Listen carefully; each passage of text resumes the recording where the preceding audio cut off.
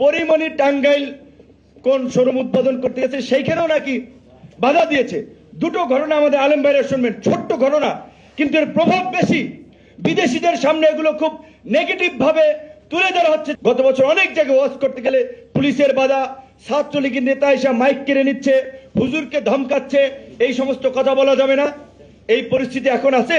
আজকে যে সমস্ত আলেম ওলামারা সারা বাংলাদেশে ওয়াজ করে বেড়াচ্ছেন, পুলিশ সেখানে প্রোটোকল দিচ্ছে, অনেক জায়গায় সহযোগিতা করছে। এই যে যেমন আলেমদের অধিকার, আবার এই বাংলাদেশে অনেকে বলে যে 12 মাসে 13 পার্বণ, এটা তো মূলত হিন্দুদের উৎসবকে কেন্দ্র করে। হিন্দু ধর্মাবলম্বী মানুষ বাস করে, বৌদ্ধ আছে, খ্রিস্টান আছে, আরো বিভিন্ন সম্প্রদায়ের লোকেরা আছে। তারাও যেন নির্বিঘ্নে নিরাপদে তাদের সামাজিক, রাজনৈতিক, ধর্মীয় অনুষ্ঠান পালন করতে পারে, আমাদের সেই বিষয়ে সহনশীল হতে হবে। দুটো ঘটনা আপনাদের সামনে বলছি।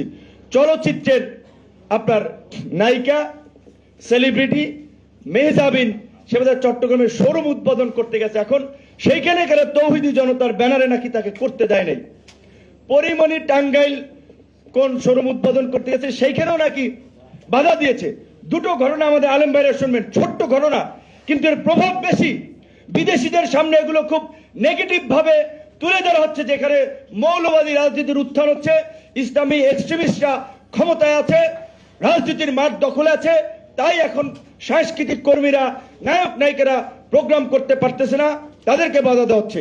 ছোট দুটো ঘটনা কিন্তু এর ব্যাপ্তি এবং আমাদের জন্য নেগেটিভ প্রচার। দেখা যায় ট্রাম্প পর্যন্ত শেষ পর্যন্ত টুইট করে দিতে পারে যে বাংলাদেশের নায়িকেরা ওপরে চলাফেরা করতে পারছে না।